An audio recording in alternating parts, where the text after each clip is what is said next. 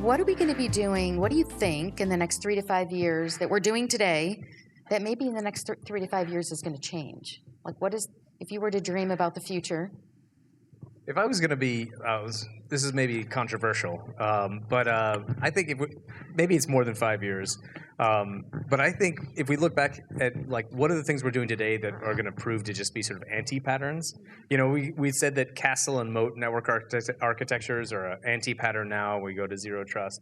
I actually think that all the end user device controls and security is going to be an anti-pattern.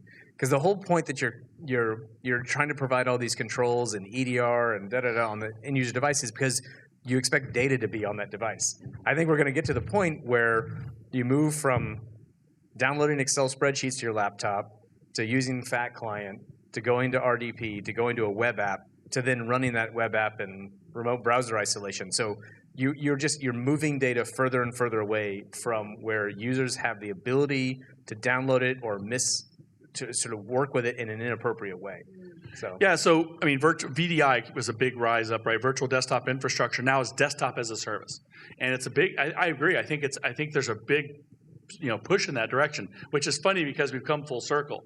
When I first started with computers with the Burroughs terminals, the Burroughs terminal plugged into that mainframe, and there was nothing on that, but it was a dumb terminal. And are we going back to it? It's an interesting conversation because the other thing is, and to your point, is IoT, mobility.